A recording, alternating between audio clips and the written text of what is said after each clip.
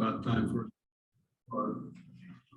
Thank you for being here to the Payson City Council meeting for September 21st, 2022. It's 6 o'clock.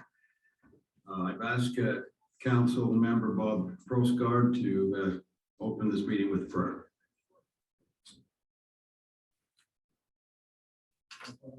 We come before you this evening as council, mayor, staff, and citizens of Payson. Grateful for the freedom that allows us to gather and to govern ourselves, to make decisions for our community that locally better us. Father, as we make decisions this evening, we ask the Spirit to be here with us, that we may make the right decisions for the city, for the citizens there, that we may listen, we may understand the issues, and that we may act upon them in fairness and equity to those involved. We're grateful for these freedoms once again, Father. We ask those who may be mourning or otherwise saddened at this time, may their spirits be lifted. These favors and blessings we ask now in the name of Jesus Christ. Amen. Thanks, Bob. I've asked Council Member Teresa Hyatt to lead us in the pledge. Right. I pledge allegiance to the flag of the United States of America and to the republic for which it stands, one nation under God, indivisible, with liberty and justice for all. Thank you, Teresa. Ladies and gentlemen, thank you for standing and honoring our flag. Move on to B, consent agenda, approval of the September 7th, 2022 City Council minutes. Number 2, resolution, interlocal agreement with Utah County regarding community development block grant program. Unless there's any discussion, Council, I'm ready for a motion. I move to approve the consent agenda. Second. Okay, we have a motion and seconded, roll call required. Council Hyatt, Yes. Council Prosgard, Yes. Council Carter, Yes. and Council Kirk. Feature. Yes. Okay, thank you. I may make mention that we were missing Council Christensen. He has other obligations due to his office as a job as a teacher. Okay, we'll move on to C, petitions, public forum. Anyone can speak on items not on the agenda. Please take 3 minutes or less. So we'll go ahead and open a public forum. If you'd like to come and address us, this is the time.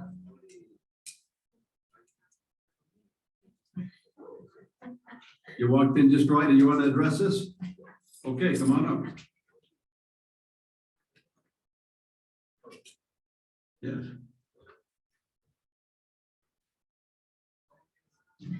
Hi, I'm Annette Evans, and I live in Payson, just on the other side of the railroad tracks. And I mentioned at a planning meeting that I had been to the meeting last November, December, when he presented the different ideas for the plan for the other side of West Mountain. And at that meeting, I had been talking to one of the city council, was Mr. Christensen. And then afterwards, I stepped to the side while he was talking to other people, and he waved his hand over the top of the area where we live. And he said, yes, in a few years, this will probably all be gone. We've had some concerns about the development, not about people's rights to develop, but the effects that it would have on other people and how it's being addressed. Is this the Spring Creek area that you're talking about that's being planned right now? Yes. Okay, we're going to have a work session on that tonight too. You may want to stay and listen to that. Okay. No, it's not. It's not. No, it's not. Oh, sorry. It's different. Okay, sorry. I was misinformed. I made a mistake. We would like to be informed of what that will be. Okay, I would like to read an email that I sent to the city council on September 1st and the city development. It says, I would like to address my concerns for the development factors in the West Mountain or the Spring Creek area. I spoke to the city council in December of 2021. At this time, I spoke of foresight and planning so the improvements were done once and done right. We know that the growth which has hit the north part of Utah County, such as Lehigh, is coming our way with exponential growth and speed. We do not want to constantly live with torn up streets and inadequate infrastructures destroying quality and enjoyment of life and business. We do not want roads that are tight, winding, poorly designed with safety concerns on every turn. We do not want roads constantly torn up with the updates and enlargements for utilities over and over again. We have the potential to provide a wonderful place to live, even as we grow. Since the time I've seen the overpass between Walmart and Wendy's resurfaced without expansion for the known future development of MTech or the proposed development of high-density residential land tracts. Now, right in front of my own home, the road was just resurfaced without expansion. Currently, when we return to our home on 1675 West, 200 South, also known as 10400 South, coming west from Payson, we hit a blind corner and it's there every time. It's still there, right where we live. And each time I pull into my driveway, I signal way in advance and watch for traffic behind me as I approach the blind corner to turn across traffic into my driveway. My concern is being potentially hit from both in front and from behind.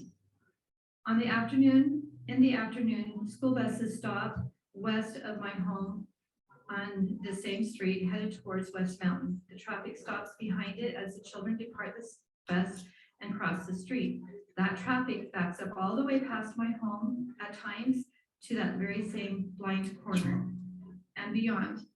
The new industrial use of the land north of us by Kenny Singh with large trucks has already greatly increased the use of the road on that corner.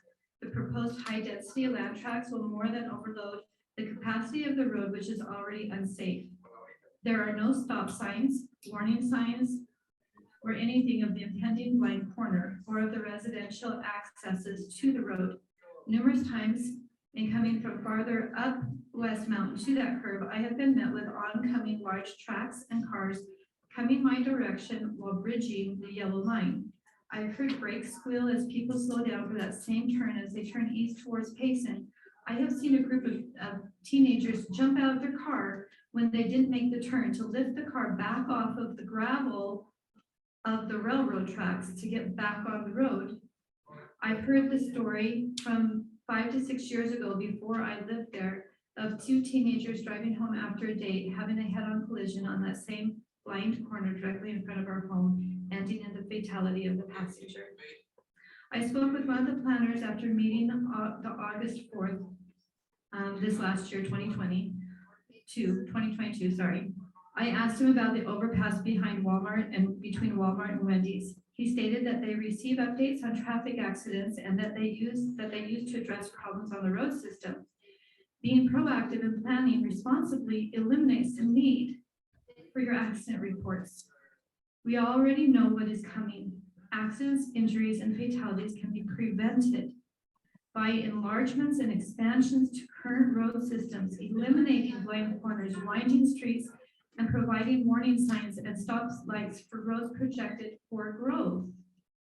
Expansion of the 800 South overpass with stoplights for the southbound freeway exit should be one of the top priorities of the city before accidents occur.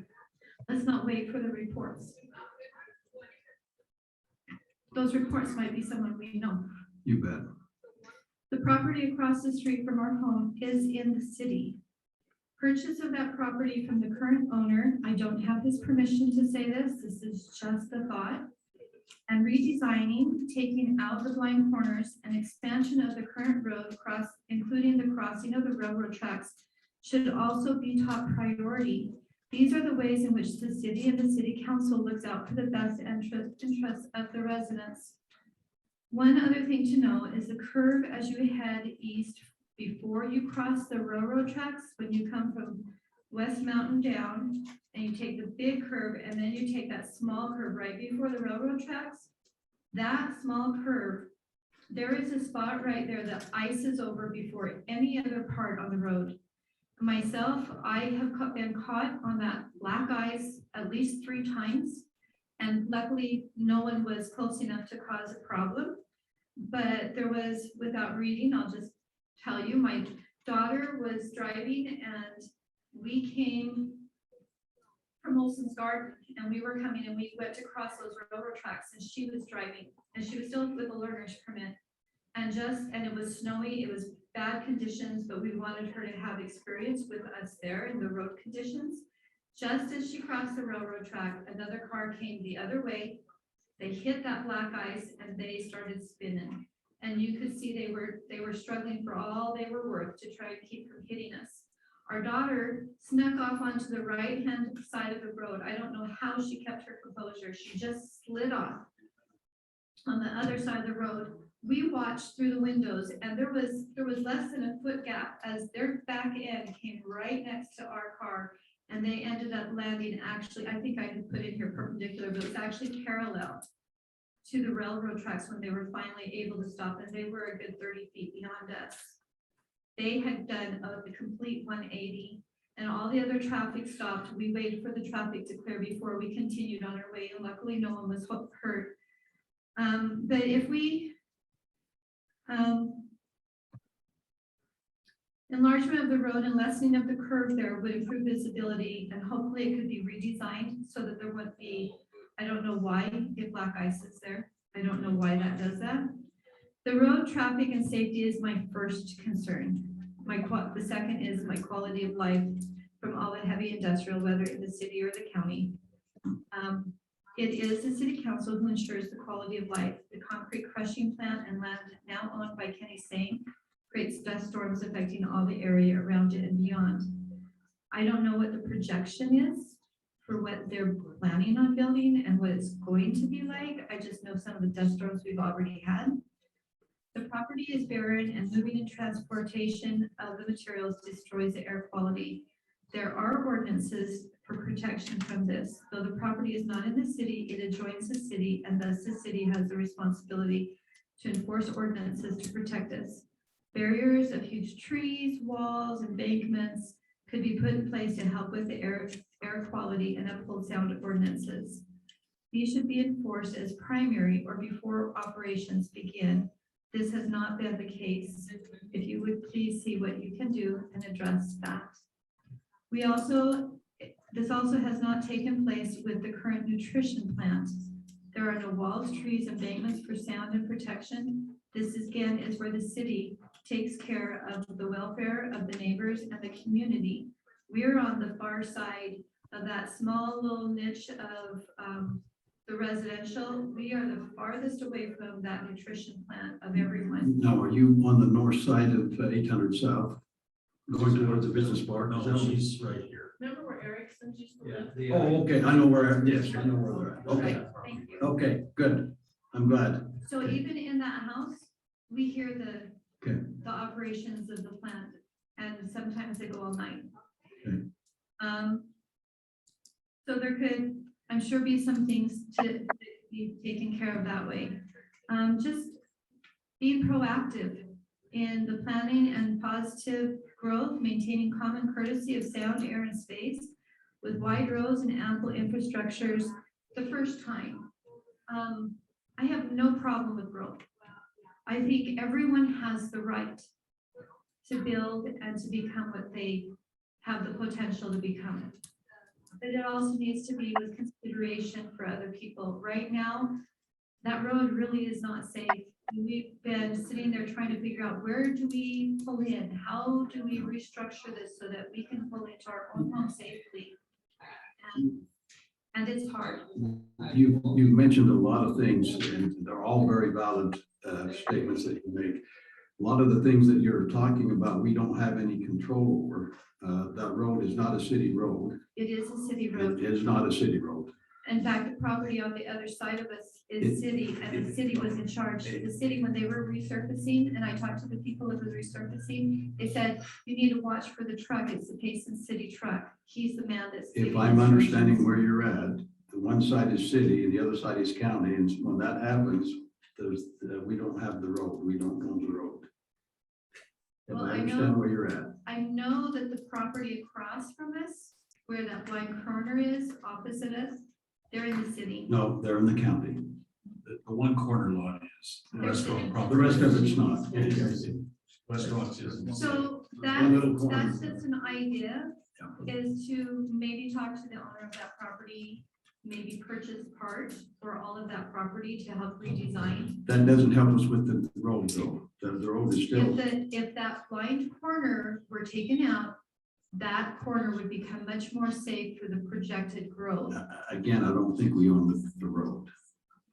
I think you should look into that because I Okay, know certainly, can. everyone else has told us otherwise. Certainly we And on can. the maps, it is part of the city. And if I might address some of the other things too, we do, what you talked about, we do that in planning and zoning. And some of those are triggered by the developer themselves. The I-15 overpass that you mentioned that needs to be widened, we're constantly dealing with the Department of Transportation, DOT. That is theirs, that's not the city's. And whatever action is taken there, it has to be from the state. I'm not trying to make excuses, but there's a lot of things we have control over, and a lot of things we don't. I would recommend that you do a traffic study right on that corner. Because not only is it a very busy corner and a blind corner, the traffic crosses that yellow line. So when you are coming the other way and you're trying to take a turn and someone's in your lane. Yeah. I don't know how I would feel if I didn't say this. If I didn't make sure everyone was aware. Oh, and that's fine, Because we're unless glad you're doing something that. happens, people's deaths and injuries are going to be on our heads. And it does need to be addressed. Well, what you said is went into the records and we certainly can follow it up. Thank you. Thank you.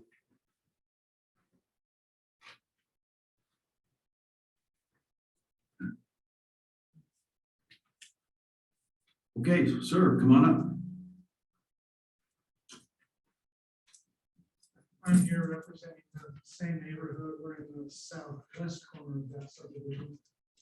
Could we have you say your name, please? Trevor Pierce. The road that is in question, according to the county parcel map, is in the city. There's actually an easement that belongs to the city on the north side of that. But regardless of whether it's in the city or not, there are a lot of things I understand rather to control, but regardless, what we can control is when that area is rezoned to allow that development to take place. So we would like to, to look into when we can get that road widened on 800 South or Utah and taken care of on that side to allow for the growth. And I'd like to just second that idea. We would like to see a traffic study, including the impact on how that road reaching capacity with the tracks right there affects emergency vehicle access. As more and more cars jam and there are more citizens on that west side. But I'd really like to focus my remarks more on the zoning. Right now, all of our neighbors around us are zoned for light industrial. To the north, the county land is currently agriculture, but the county has its own heavy industrial. The Spring Creek plan says that it will be rezoned as business park, which on paper seems like a positive direction for us rather than being surrounded by industrial. But if you extend that business park to where it currently is outside of the Spring Creek plan, but where the Plunder, Liberty Safe and all that currently is, that puts our subdivision as about 9 acres and 9 acre island and about 800 acres of business. So it's not ideal. So if that is going to happen, just to maintain some quality of life, we would like to be reassured that the zoning ordinances will be followed and enforced. And right now, there are a lot of things that I've been studying the code and seeing that there are a lot of things that aren't being enforced. And it's anything goes, then that's an issue for us. She mentioned the Intermountain Nutrition Place. We are directly next to them. We share a fence line with them. And she's right, there's no sound wall or anything, but the I-1 code for Payson City does say that where industrial meets residential, that there should be a sound area. That's something that's there. There's landscaping requirements in the code that it's not there in front of the Intermountain Nutrition Place. It's not there in that corner lot that was just discussed. And really, we're not here to call them out, throw anybody under the bus. We've been in contact with Intermountain Nutrition people. They've been reasonable to work with. In fact, they're currently in talks with the contractor to build the wall there. So my purpose isn't to call them out and send city council after them. We just want to make sure that if there is a code there, it's followed, because lots and lots of places popping up that are not following that established code really does make it a difficult to have quality of life. Another question I have is for the property where Jones Paint Glass is currently building. That's currently zoned business park. And we don't know if they're going to be manufacturing there, but business park development I saw has pretty strict restrictions on what can actually be manufactured, not from raw material. It can be assembly of stuff that's already been manufactured. So if they're going to be manufacturing from raw material, that's something that's already not allowed in business park, and we just want to make sure that whatever is going in is actually following the ordinances there, just to maintain our. And then anything that you know, because I know that people, developers are contacting you long before we find out what's in the works. People are approaching you, finding out what's possible, trying to get the permits, all of that. We would just like to have open communication with us so that we know what's coming. Right now, it feels a little bit like the city's contentious for us to kind of be squeezed out of there as all the industry goes around. And at least we would like to be shown consideration that we know what's happening or what's being discussed, what's potentially going to happen, so that we know how to. Thank you. Mayor, may I You respond? bet, please. I sat on the council back in the 90s when that subdivision was approved, and it was a mistake. I argued it then, I voted no for it then, and I'll tell you today, we've always intended that to be the industrial area of town. And due to some pressures, that was approved. I think it was a 3-2 vote. Nevertheless, it passed. But we've always said buyer needs to beware. Those folks that build originally, we had a great neighbor in that big building where the nutrition plant is now, was the US government. For years, I mean years, David, we didn't know if they were even using that for anything. It just sat there. Occasionally we would hear that, there was a semi that pulled in there at night and then pulled back out the next morning. And we felt like it was so we even got our senators involved to find out what was passing through there. It was a hazardous whatever. And we were assured that it wasn't. And so they were really good and quiet neighbors for years.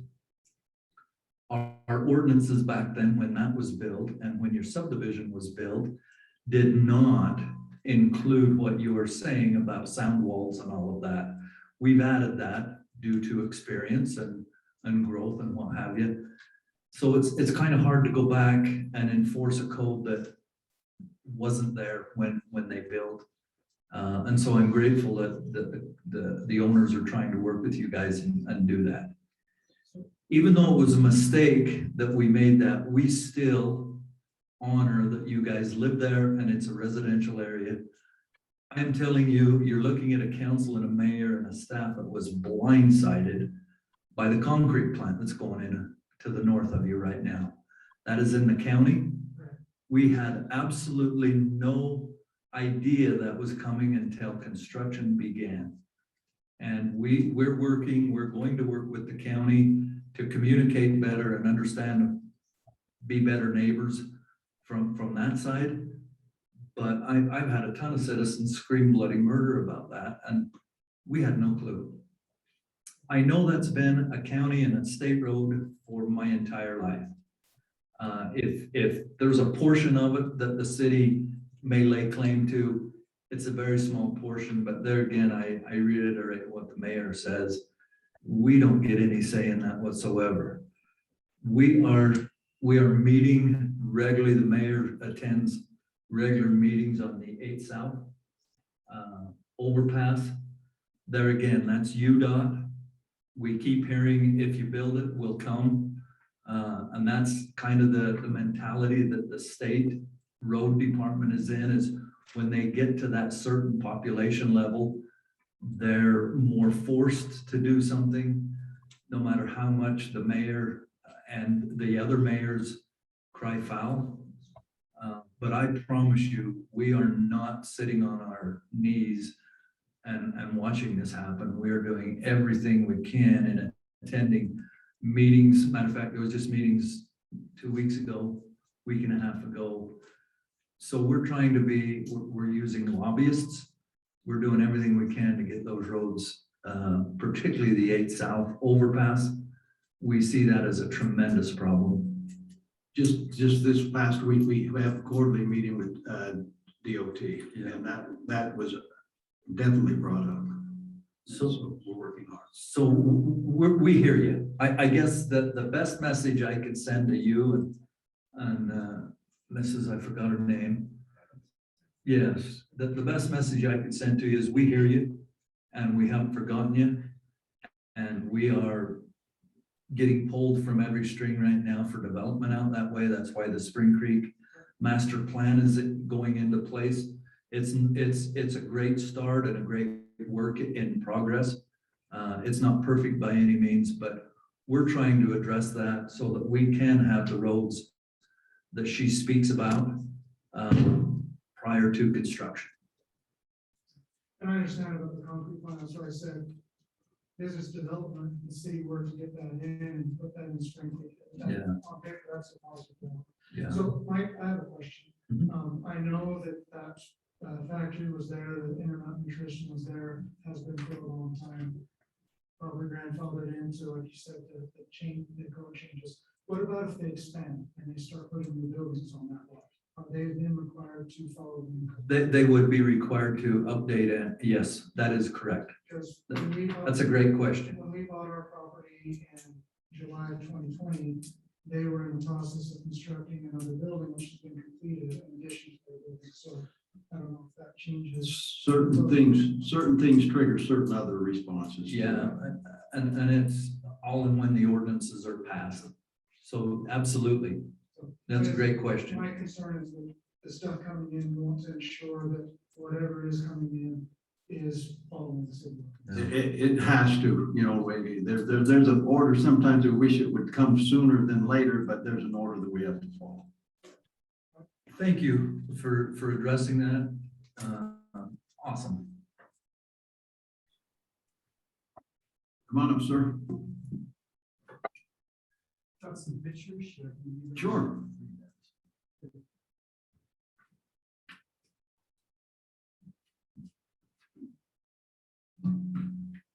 The paving on the road. Could you identify yourself, sir? Yeah, Roland Evans. Okay. I have this where I live at 1675 West, 200 South in Payson. Okay. Everybody here knows it as the Erickson's house. Okay. But we've owned it for 4 years. So they're no longer visiting to check on the house. So I think we own it. But it's been nice. I run a home-based business out of there. It's a mortgage company. And I have clients that come from time to time to my home. And we converted part of the garage into my office. And as you notice in those pictures, they created a cliff that we had to drive over. I put out over $1,000 in gravel and equipment trying to fill that in. I still don't have it up to level yet. You're saying that is a county issue or state issue. We're gonna have to find that out for absolute. Because I wouldn't mind getting my money back from putting all the gravel in there. Sure. And if I need to provide invoices or whatever, I'd be glad to do that as well. The other thing, again, for the business side, the picture there with the car that you can see on the road, okay? And this was about a year ago, I think, maybe longer. I was coming around the turn, put on my blinker to turn into my own parking lot. And a jerk, well, excuse me. I turned and all of a sudden this kid, somebody, I don't know for sure who it was, came around me and ended up in my gravel driveway and passed me in the driveway as I was trying to turn into my own parking lot. Okay, and then I've had clients, it's a dangerous place, period, for turning in there. So if we could get a turn lane down the center with all that more traffic that we had coming in there, it would make it safer for the subdivisions down the road a little bit. Because nobody can see coming around that turn. And every time I head home, I always watch my rear view mirror to see if there's anybody behind me because I know how dangerous it is. We had somebody come around that turn one time, and I don't know necessarily how, but their tire came off, ran underneath my sign, hit the building, bounced off and hit one of our cars and damaged our car. So there's some danger there. Had somebody been there, they could have been killed or injured severely. And if you guys could add a turn lane down the center, I wouldn't do it just in front of our house. I think it ought to be all the way down past the subdivision, maybe past the nutrition plant, so people can turn into the nutrition plant safely as well. We're trying to redesign our driveway a little bit so that we can get people in and out safely and make it easier to turn off there. That's part of the gravel project. But that's our main concern. The trees there on the corner, a lot of them are dead, and the owner across the road, I think he owns the Lions Den storage as well. Some of those trees were taken down, but they're perfectly positioned right now so that you can't see down the road. On top of that, they're putting in more and more parking. They're storing more and more vehicles and different things in there. So even if the trees were cut down, you still would not be able to see down the road. As I understand it, that could be an issue that might be related to the zoning and planning that should be addressed by the city, because that is a city property.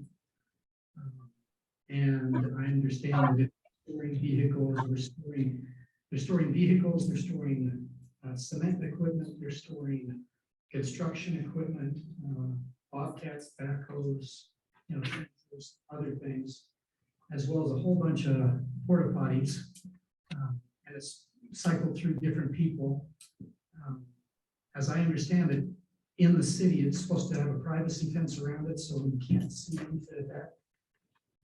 Again, that privacy fence that was put up there close to the road, we won't be able to see down the road either. So if you're gonna put in the privacy fence, that's great, that'd make it look better, but it's gotta be far enough off the road that it's safe to be able to see down the road. So those are my concerns with safety. I've got grandkids to come, I've got family to come, I have business people to come, and it's dangerous in that area. But was it your wife that got up and talked with us? Yeah. Okay, we will certainly, it's on the record, we'll certainly task our staff with taking a look at that and making sure that we know what we know. Okay. Appreciate it. You Thanks. bet. Thank you.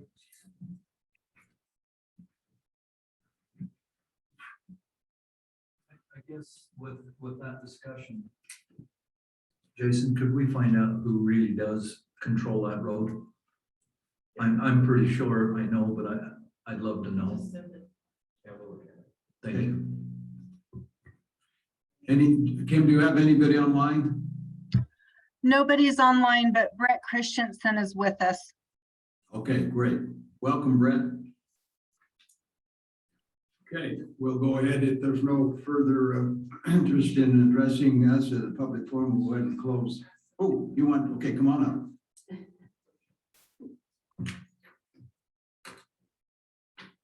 Annie Evans, and yes, we're married. Sure. Don't always think alike.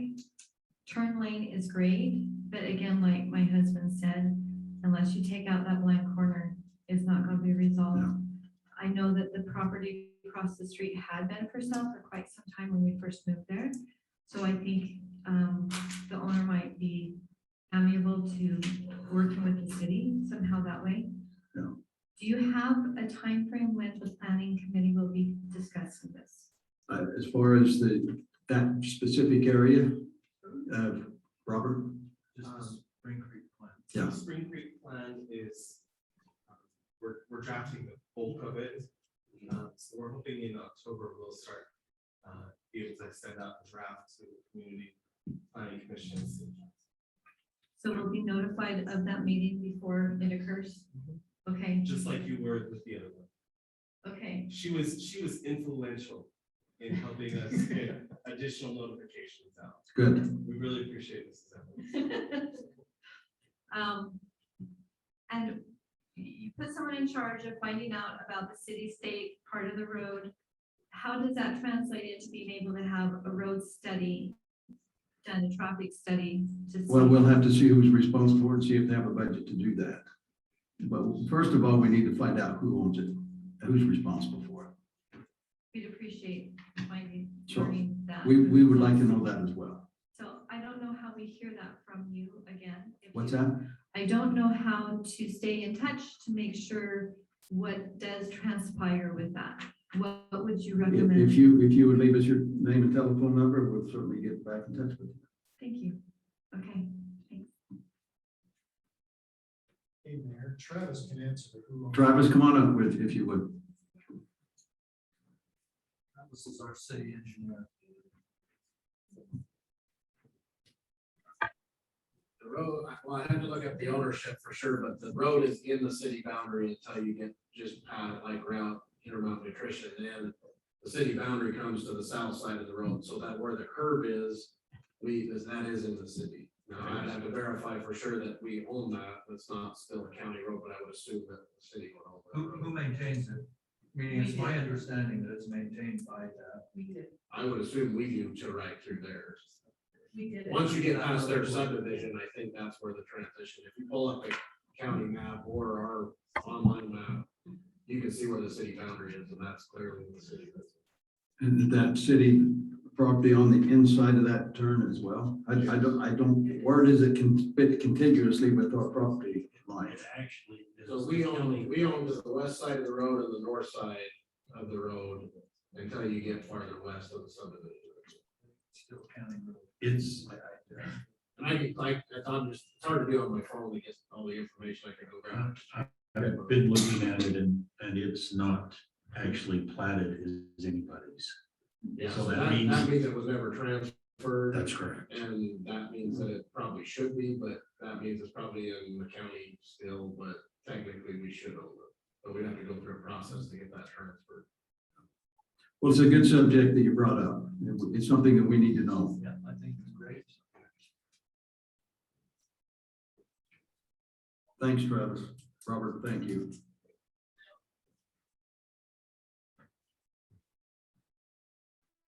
Okay, looks like we're free. No one here is coming and there's nobody online still, Kim? Nobody wanting to speak. Okay. We'll go ahead and close the public forum and move on to staff reports if there's any staff that would like to brief us. I just wanted to make you aware of a couple of things. The parking lot has been resurfaced at the golf course. We had to work through some rain and different things, but it looks really good. It's quite an improvement.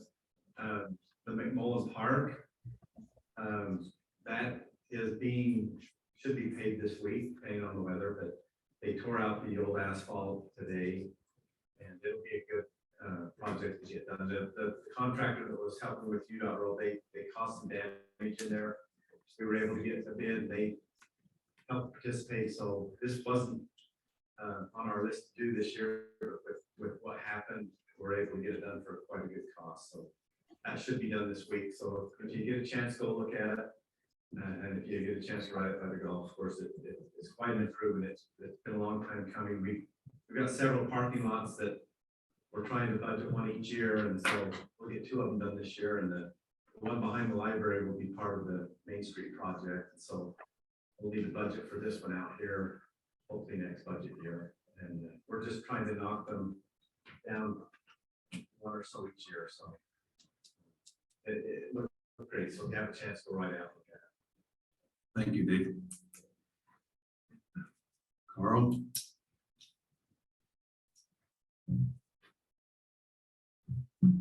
Mayor, Council, and public, I just wanted to make an announcement for this weekend, being Hispanic Heritage, National Hispanic Heritage Month. We are holding a Festival Latino de Payson this weekend, Saturday, the 24th at the Petite Meat. We'll have various performers, dancers, and singers starting at 1 p.m. until 9 p.m. There's a variety of countries from Latin America that are represented, Peru and Venezuela and Mexico. And we look forward for a good event. It's a free event, so bring your lawn chairs and blankets, and then there will also be some authentic foods that you could buy at different booths to visit as well. Thank you. Thank you, Carl. Any other staff? Okay, not seeing any, we'll go ahead and start with the council reports. Council Beecher. I don't have anything to add tonight. Okay, wonderful. Council Carter. I don't either. Okay. Council Proscott. I don't. Okay, it's up to you, Teresa. Okay, thank you. Yeah. Oh, Brett, sorry. Brett, you have anything for us? I'm more of a fly on the wall here today, but I don't have anything either. So just continue on. Fly on the wall. Are you? Okay. Well, at least you're a fly on the wall. We're glad you're here. Okay, we'll move on. Okay, go to action items, which would be D. Sprout condominiums, Plat A approval for 3 buildings on 1 lot at approximately 1583 West American Way. Michael?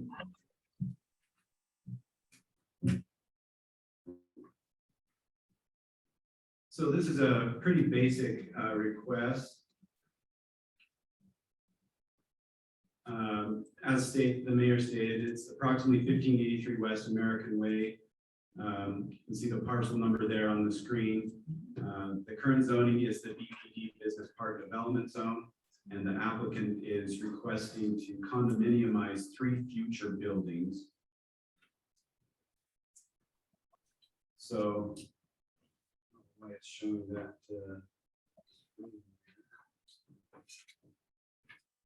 But the site, as was stated, is approximately right here off of American Way.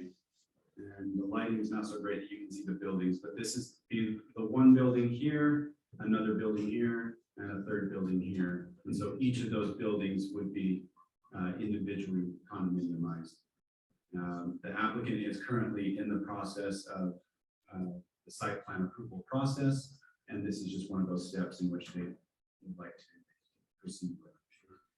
This has gone to Planning Commission, and they gave a positive recommendation for this condominium plat. Any questions on that? So they're asking us to say we like it, because I'm not gonna vote on it until I see the final plat. What would you like from us? That is the final plan. But you said they're working on a site plan. They're working on a site plan, yes. That's staff. That's Yeah, that would be an administrative. That's an administrative decision, not a legislative. But this is the final plat that will potentially be recorded here. This is the one. Yeah, I've been done mine. Is this business?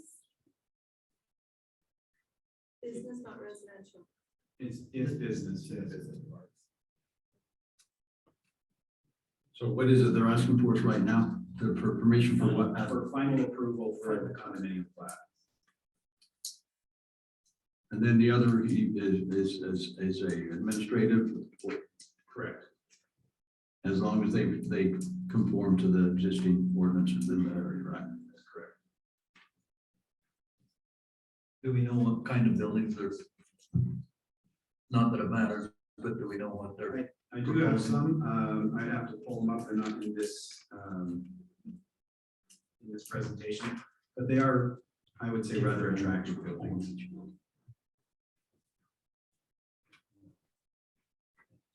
Okay, unless there's any other council discussion, I believe I'm ready for a motion.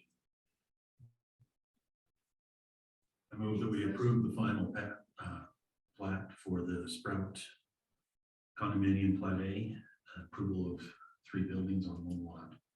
Okay, have a motion, is there a second? Okay, have a motion been seconded, roll call vote, Council Hyatt. Yes. Council Proscar, Yes. Council Carter, Yes. Council Beecher. Yes. Okay, motion carries. Council Christensen, Oh, I'm sorry. Yeah, you're Yes, offline. on that one. Sorry, it takes me a minute.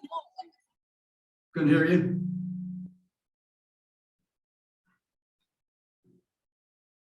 Council Christensen? Sorry, I didn't know if you could hear me. Yes, on that one. Okay, then it still carries. Okay, thank you. Going to number 2, Beck's Place parking reduction at 20 South, 100 West. Michael, and I've been involved in some of this too, so please present it to us. There it is. So if you're not familiar with the area, this is Utah Avenue and First West right here. So the Beck's Place development will encompass this building here, and Beck's owns all of this parking lot. And so Beck's Place has site plan approval to develop a 3-story building here that would have a total of 8 residential units and commercial on the bottom. And so what he's coming to do here is something that he doesn't have to do, but he's doing it to preserve the integrity of the area for parking of adjacent property owners that do not have any parking. So he meets the parking requirements for the zoning for what he's wanting to do, but he wants to develop an agreement between the adjacent property owners. And so doing, he would like to have a reduction in his parking so he doesn't have future concerns with development or meeting the regulations in the future. So what he's got the parking to do what he wants to do, but that at the expense of a couple of businesses, if he were. But with this agreement, it's not necessarily as much of a reduction as it is a time-sensitive thing where people can use it at off times. Yes, and let me share with you I'm sure you've seen the staff report. I'll pull it up here. Kind of see the map on the staff report. So his plan is to have a dedicated parking stall for each residential unit here in the southwest quadrant of the parking area. So it'd be 1 parking stall for each residential unit. And then these stalls here, if I can read that. So that would be day and night parking from 11 a.m. to 6 p.m. And that would be like flex parking where businesses could potentially use it in those hours, but it would flex over in the evening hours for residents to use. And then all of this would be the remainder parking, and that he has hours on that from 10 a.m. to 7 p.m. would be usable by the businesses. And so that's kind of his plan. He is here in the audience if you want to have any questions for him, but staff would recommend a parking reduction that's allowable by the code for city council to approve up to 20% of the parking. So that being said, staff would recommend a reduction in 5 stalls. So just to reiterate, So just to reiterate, this would make it so that the businesses that no longer have parking area on the curb and do not have parking area in that parking lot would be able to use those parking spaces on a time basis. Yes, and again, this is something that the owner does not have to do, but he wants to do it. And so really, he's just requesting, I guess, the parking reduction for a peace of mind for himself and his development. Okay, council, any discussion, Do we want to have the applicant come up and say anything? if you'd like? Logan, would you like to come and talk?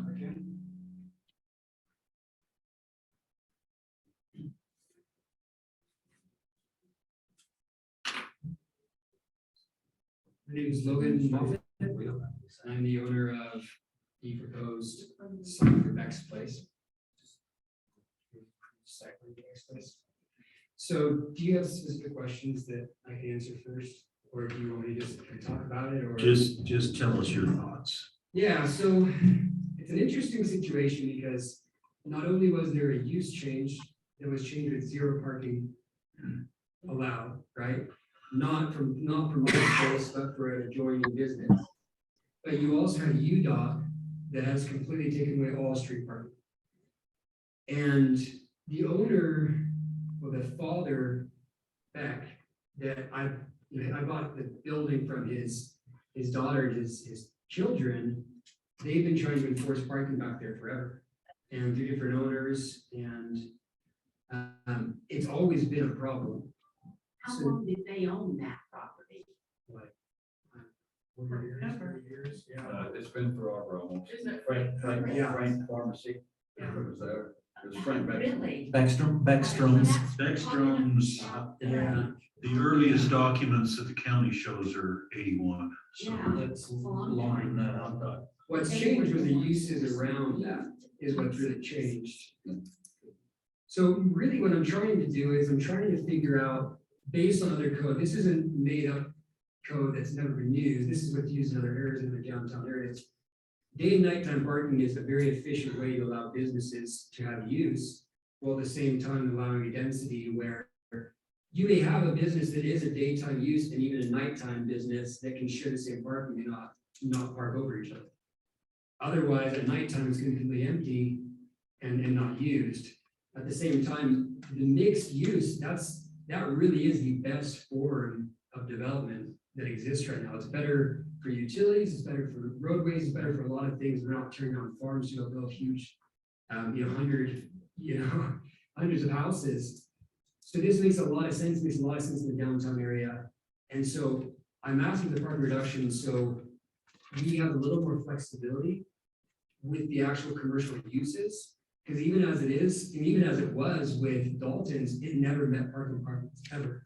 Dalton's it probably would have needed 70 parking spaces by itself. So we're trying to bring it to a conforming use where we can actually enforce parking in a way that the business owners are actually happy with. I've met with every single business owner there, and they all agree that we need to have a parking plan in place.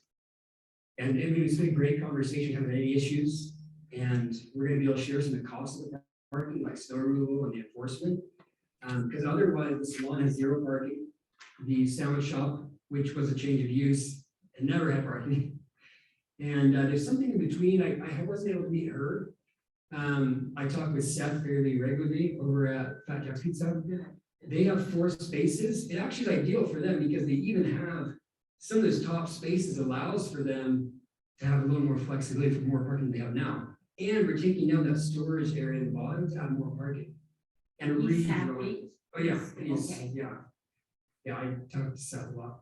So I can't really think of a better solution, especially trying to work with what's within the code. You have a bus stop really close by. There's not a lot of affordable housing. And what is supposed to be affordable is never affordable. And so this is something where I've really tried to keep it to smaller apartments that people can live in and not be forced to go pay for 3 or 4 bedrooms or renting a house or renting a townhome they really can't afford anyways. And this is the perfect area for it. It's in the downtown, so these people can walk to work. They can walk across the street to the gym. They have restaurants nearby. it's really ideal, but the parking has been tricky because I feel bad for the businesses that have never had parking. And it's not even just about parking, that's a really tricky area. So I believe that by putting a plan like this in place, really working with the residents to provide access for bicycles onto now the bike path, because we have no choice, right? We lost 10 parking spaces and got bike paths, so we might as well use it. Along with the encouraging residents to use the bus that's only about a block away, it seems like it makes a lot of sense. We'll preserve as much parking as possible during business hours for the businesses. So, because it's kind of a sticky area over there. Okay. Thank you, Logan. Appreciate it. Unless there's any further discussion with council, I'm ready for a motion. I do have a little discussion. Okay, Chris, go. I think what you're doing is very noble for the neighbors, but I'm always one that's concerned that we don't have enough parking no matter what we do. You have how many units of residential going up above? You want me to go there? You can just answer from there. So there are 8, and each, right now, the code asks for 2.25 parking spaces per unit. Correct. It doesn't matter how many bedrooms. I think I could have 6 bedrooms and still, if only already have 2.25. I only have 2 bedrooms and 1 bathroom, so they're made to be smaller units, but the code doesn't allow any flexibility. So we're trying to figure out a way where we can encourage them to use other types of transit. Because that's one of the biggest issues you see in these transit zones. They don't really reduce the amount of parking required. So in the downtown areas that should be walkable, you still make people have cars. And so it makes it more expensive because now they're paying for parking space they don't need. And so kind of going off your comment before, you talked about like the buyer beware. You go to Salt Lake, there's whole buildings that have 0 parking. And the expectation is these people know when they're buying or renting what they're allowed to park with. And otherwise, you're forcing people to pay for 2 parking spaces that never even need to. On the main floor is going to be residential or commercial. Any plans for that? Retail or restaurant? So we talked a little bit with Fat Jack's potentially about renting half that space. And I've been working with the owner of the Fat Jack space now to be able to renovate that building and be that building and giving Fat Jack's a space that they can build out to do what they want. And then we thought about trying to do some type of night use next to that to not interfere with the day uses of other businesses, like some type of bed and breakfast or something that would have off hours. What about underground parking? Is that allowed? Is it too expensive? Is that an option where you could have much more parking and all those problems would disappear? It's really expensive. Yeah. Yeah, I think a few years ago, Robert, you might know a little bit better, but I've heard people quoting like $50,000 a space. 50 to 60,000. I think we're relegated to the spot that we have. Yeah. Any further?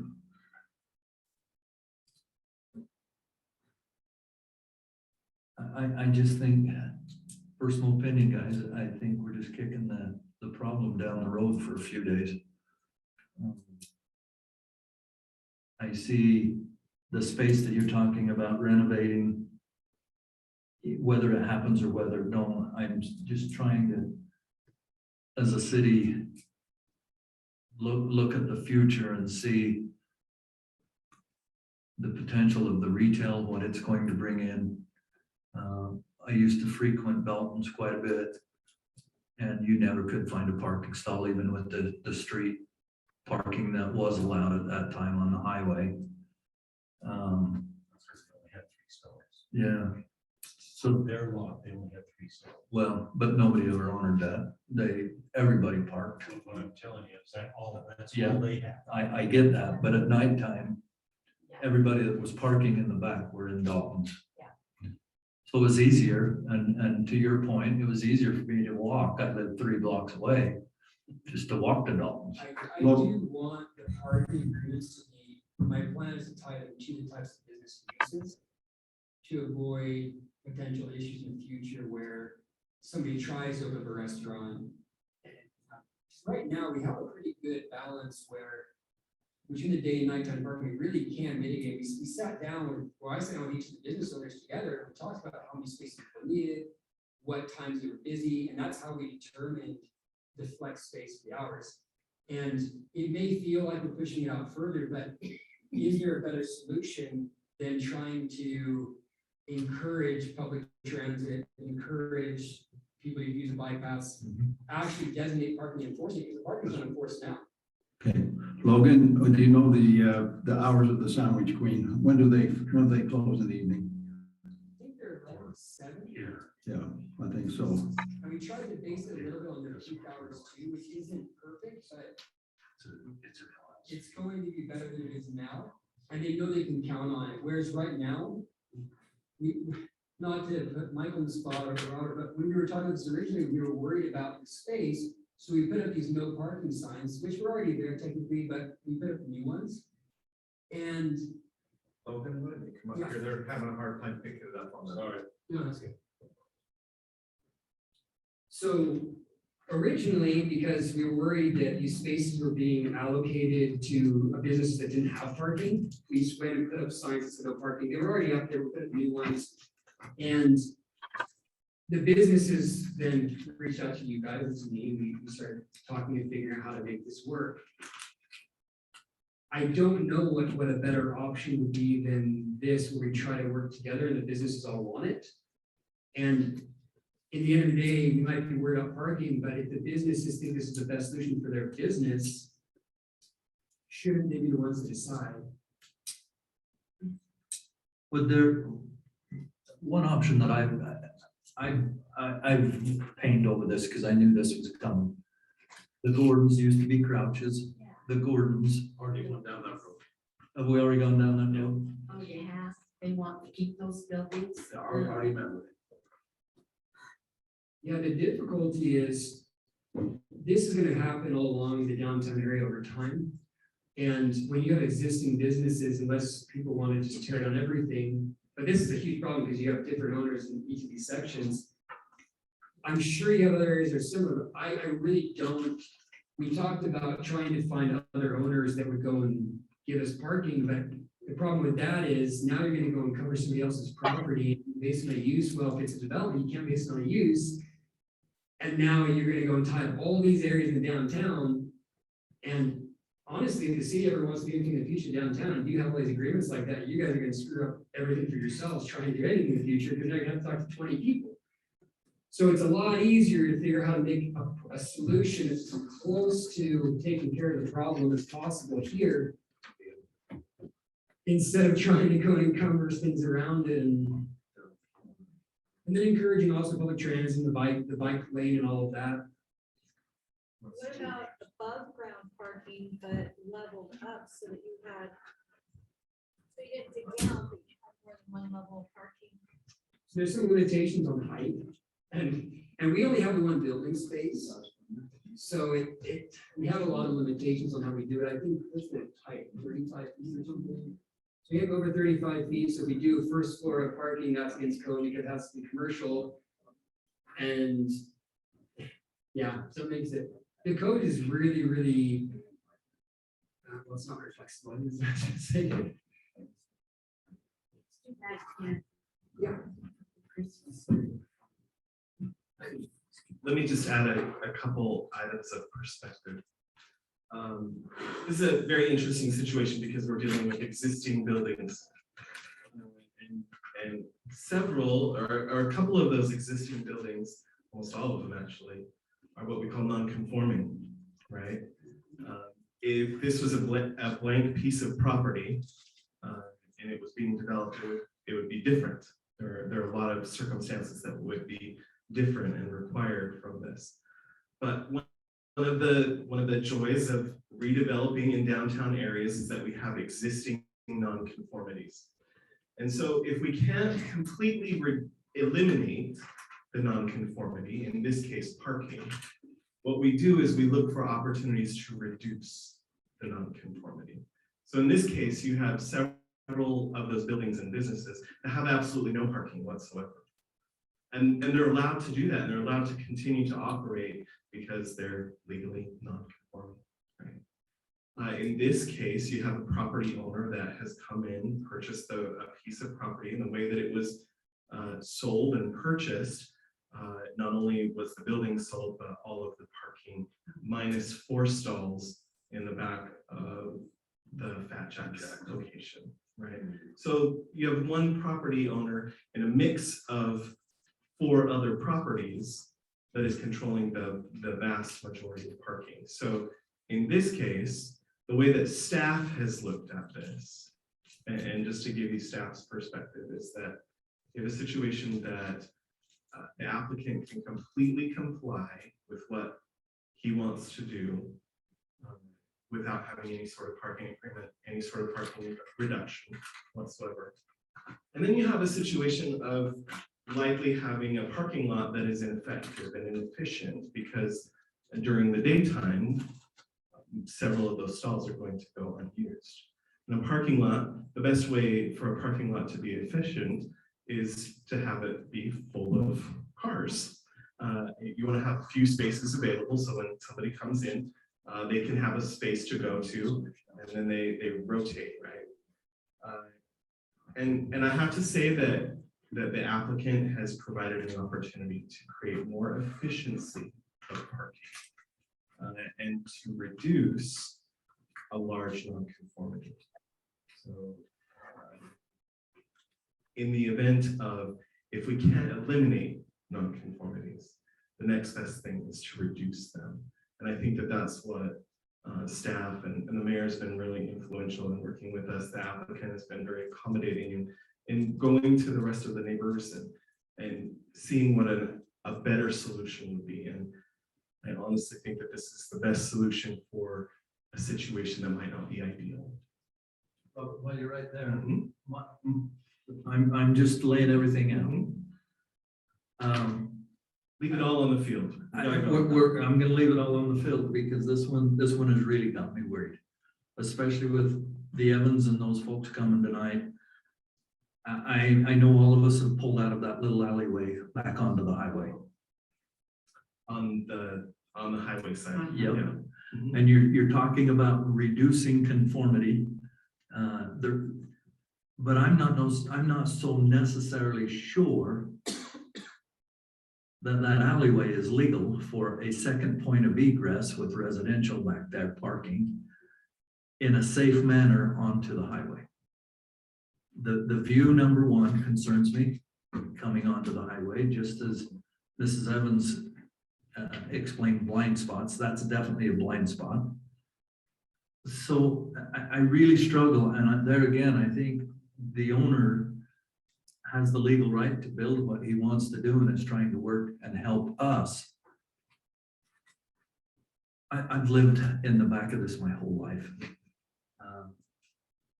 I drink sodas at Frank Pharmacy, and I don't have to give you the chronology of life, but it has always been a problem. And I'm not so sure that we're helping it with what he's proposing. I think it just exacerbates the problem. That's my feeling. One thing I'll add to the blind access is in the past, there's been cars there and you could not see. Yep. Now there will not be. It will just be a bike lane. So, But it'll be a bike. That scares me even more. Is it has the potential to be a bike. Maybe if signs were put up on the sidewalk. Well, I went through them today, the world is sleeping, nobody was moving. And even me, I got up and I went to go and this car just, the speed right there was green. They're gonna have a real hard time getting out. I mean, it scared me because I got out there. I'd never been right back there. well, the one thing you got going there for you got a stop light there, and there will be break-ins. Yeah, but there wasn't, they were clear over there coming around the turn as I pulled out, and that's how fast they were coming. Well, I've never. So let me just add and bring back the fact that this isn't an approval of the project. Right. It's just a reduction of It's just his reduction. parking. And so But it's all of not- those circumstances will continue to exist. It's not a reduction of my parking. that will be used by me. It's going to be used by the businesses that are already using it. So that's what's going to be the issue is we don't figure out a parking agreement, the building goes up. And now I have to go and tow everybody's cars from the businesses because I'm not allowed to put a parking agreement in place because somebody in the city has approved recent non-conforming uses that should not have been approved and now impact my real estate that I own and my right to that real estate. And so we're trying to come up with a solution with all the business owners, which is funny because I understand your concerns. The business owners want this. They're the ones doing it now. We don't have a mechanism for enforcement. And either we can not do anything and not have any mechanism, and then the building goes up and we still have it, or we figure out ways to make it work. I'm okay putting up a mirror so they can see it second line on my property, but I'm okay doing it because I feel about it today. And I think I'm making this safely. Yes. But I do see what you mean, right? But fortunately, there's a light that's about, I don't know, 50, 100 feet away. So if it's bad enough, you wait for the light to change red and you turn. So I feel like it's not necessarily a blind turn like you're seeing another street. I mean, I can clearly see. On top of that, you don't have cars parking there anymore because you can't. Bike lanes aren't supposed to be parked, bikes are supposed to be parked there. I know you're not over UDOT, which creates all, I'm gonna go there, it's UDOT.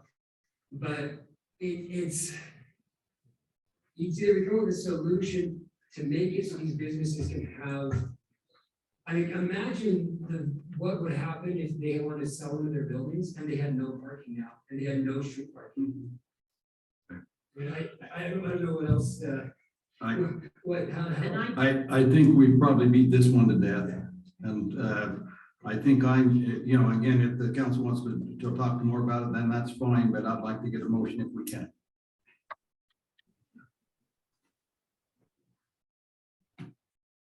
Is there a motion? I move that we approve the Beggs Place parking reduction at 20 South, 100 West. I'll second it. Okay, we have a motion and been seconded, and I'll start with Council Beecher. Yes. Council Carter. Yes. Council Postcard. No. Council Hyatt. Council Christensen. Yes. Okay, motion carries 3-2. Mayor, what was Teresa's vote? No, sorry, sweetie. Thank you. Okay, thank you. Okay, we'll go to E, work session. Robert. But you didn't have your computer up there. Is that Moderate income housing is affordable to those making 80% of AMI, which is area median income. which is not very much. It is not very much money, right? The world that we live in, that is a very rarity. So there are lots of words that we use to describe things, affordable, and everybody has a different definition of what affordable is. But when we talk about moderate income housing, we're talking about housing that is attainable to those making 80% of AMI. So how much do we have in the city? We have quite a bit, and as I'm going to go through a bunch of stuff, and tonight my purpose is to kind of give you an update on some strategies and some changes that have been made in the legislature, and I'm going to come back to you with a full report. Okay, so the legislature at the beginning of the year made some changes to moderate income housing and how it's to be reported and how cities need to provide updates. So Payson City has been doing a moderate income housing report for many years. We have a housing chapter in our general plan, and that is required by state mandate. By state code, we have to comply with that. What the state wants us to do, though, is look a little bit more at the reality of those plans and how implementable they are. So up on the screen before you, these are the previous strategies that Payson has been incorporating and using to provide moderate income housing in our community. implement zoning incentives for low to moderate income units on a long-term basis, apply for or partner with an entity that applies for services, and then utilize moderate income housing set aside from a community reinvestment agency. And we've been having moderate success with those types of things. Do you like how I threw that? So, like I said earlier in the year, the state legislature got involved and said cities need to do more. And the carrot that they're using, or the stick, whichever one you want to use, is transportation funding. So HB 462 was approved and went into effect on July 1, 2022, and it states that we need to, they included and expanded a list of items and strategies that cities can use. And then they changed the date that we need to submit all of our reporting to the state. It used to be December 1st, now it's October 1st. I'm going to be completely transparent and tell you, we are not going to have everything completed by October 1st. I have talked to those at the Department of Workforce Services. It's just a week, right? We would have been better off if there weren't certain things that happened in my family. But when Jill and I had a great conversation with, what is his name? William.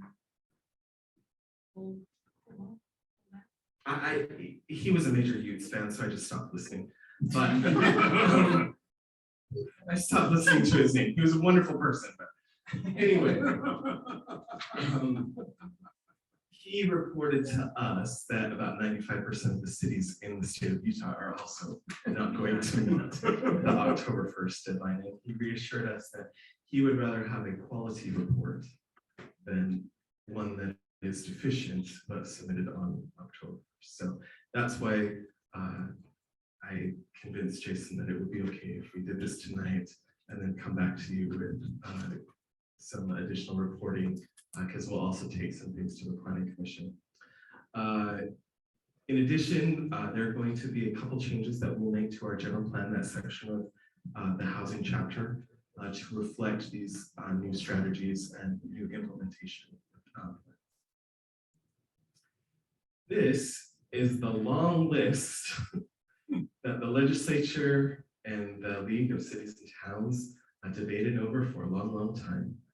And there are some changes in these lists from what our previous strategies were. A city like Payson is required to choose 3 strategies.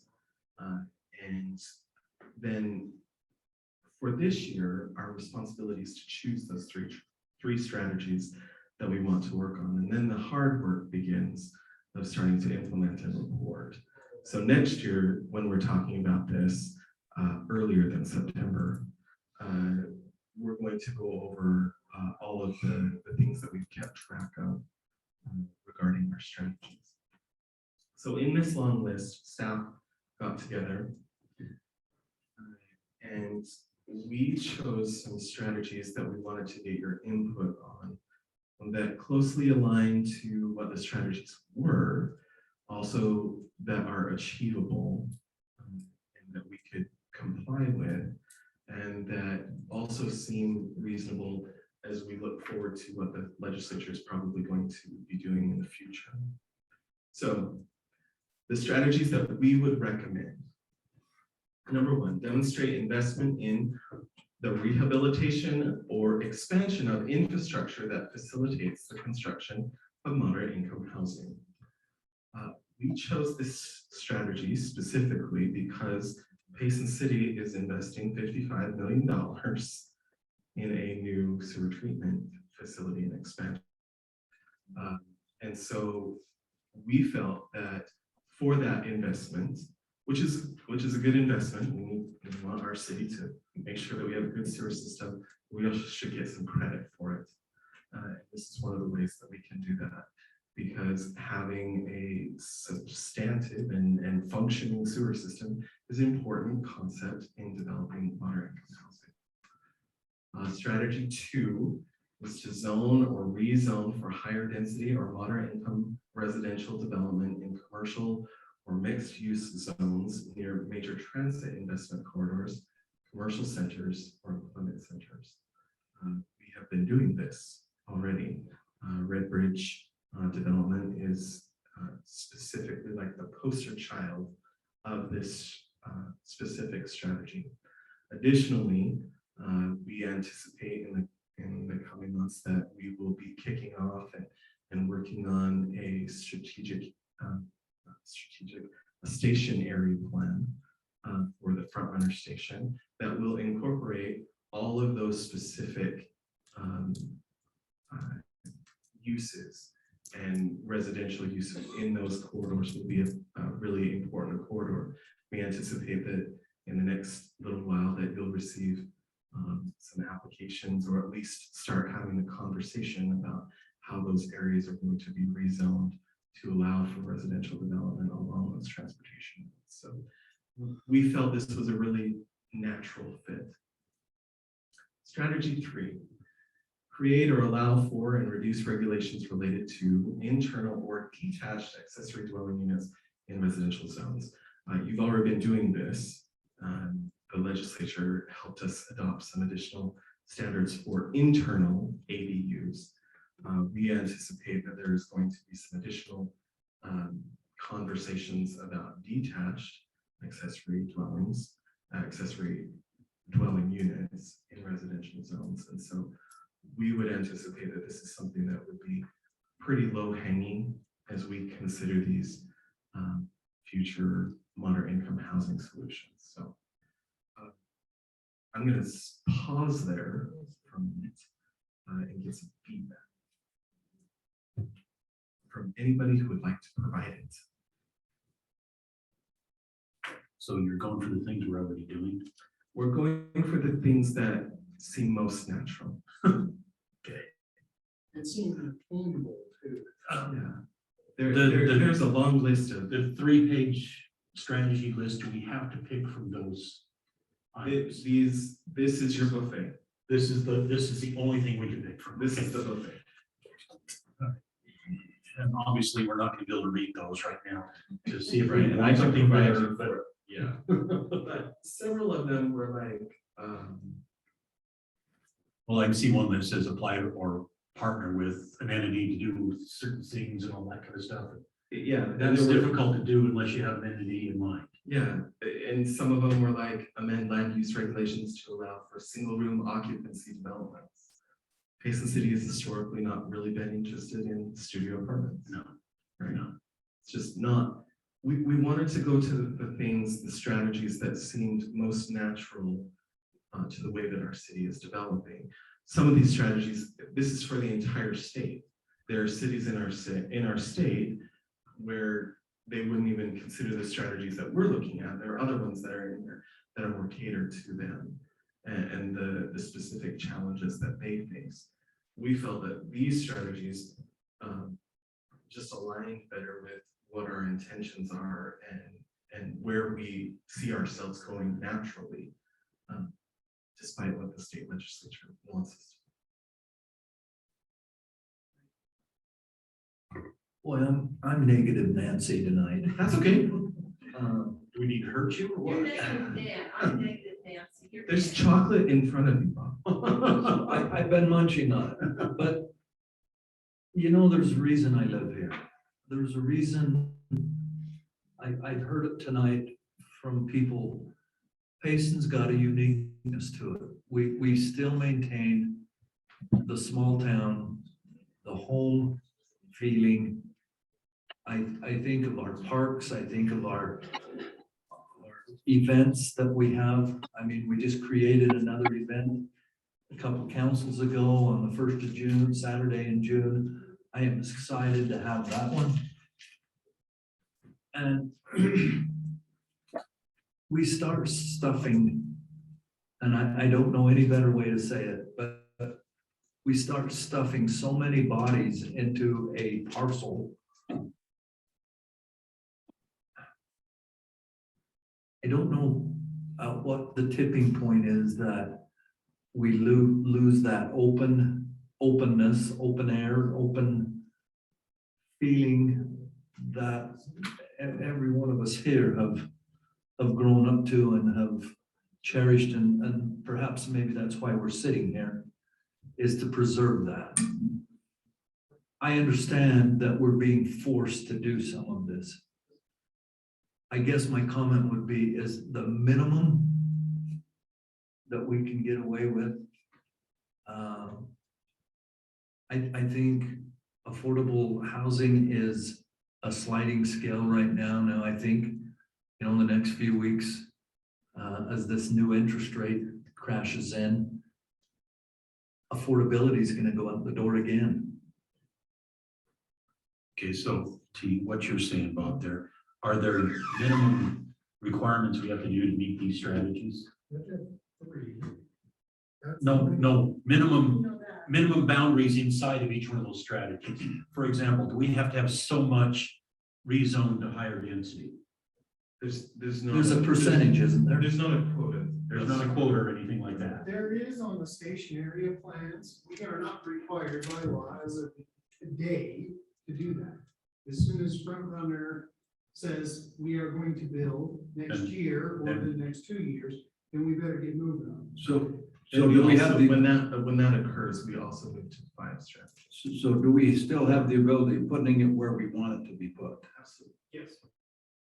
To factor into keeping the quality of life and not feeling like we're all packed into a. So if you really think about, don't think about moderate income housing for a minute, don't think about these strategies, but just think about our general plan and what we're working towards in our general plan. We have specific development nodes that we've identified that will be higher density. Those fit in well with these strategies. Those will be rezoned to allow those types of things. And we, on our general plan, we identify specific transportation corridors that have the accessibility to allow for additional density. We already have lots of residential single-family areas in our city already where accessory dwelling units are permitted.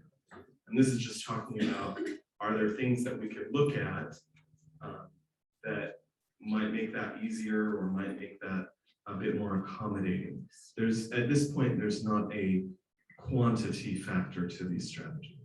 So my final comment would be, as I see these that we're contemplating and preparing, my mind immediately goes, we need more parks. We need more open spaces for these people to go to recreate and to feel that feeling that we all have grown up with, and why the Evanses moved here from wherever they moved from.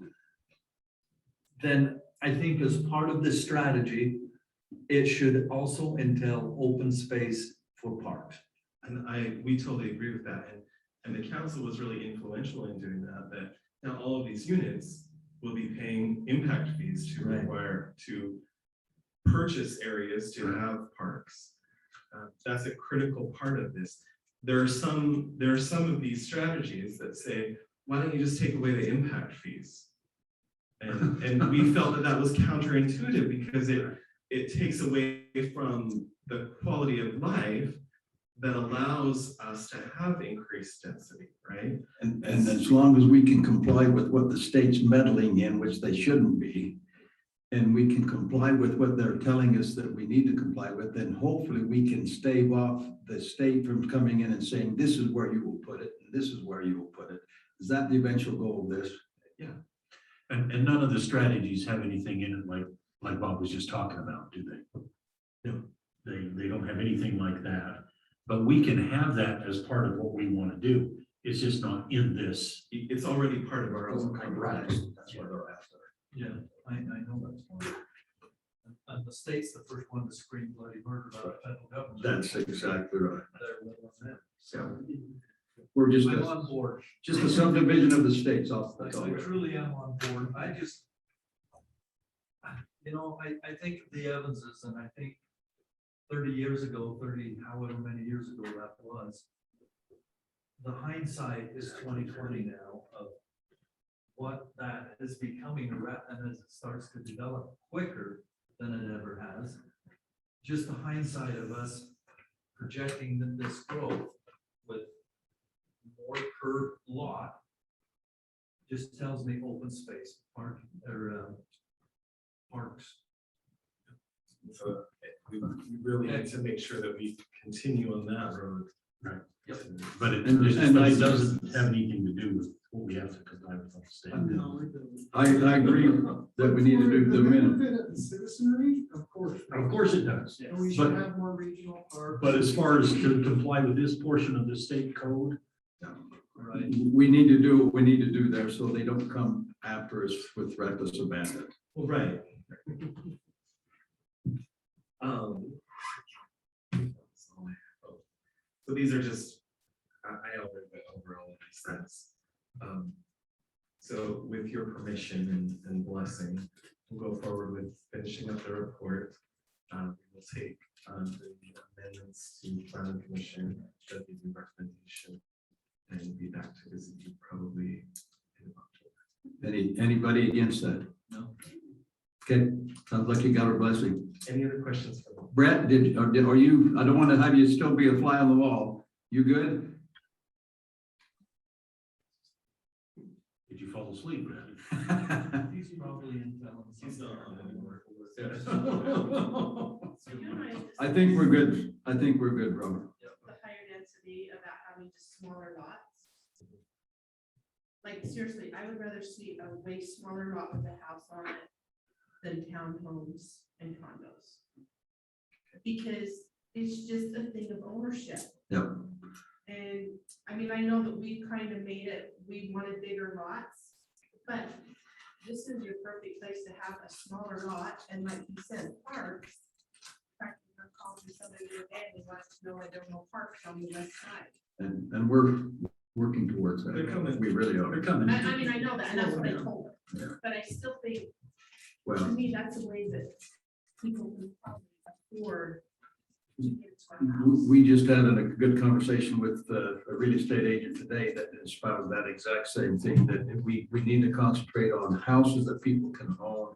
Granted, we need to have a way to get them to there, but we need to concentrate. Done? I think so. We done? I move we adjourn. Okay. You move that we adjourn. Second, I second it. all in favor? I, All right. Yes, Brett? whatever it is. He's not, he's gone, Mayor. Thank you all.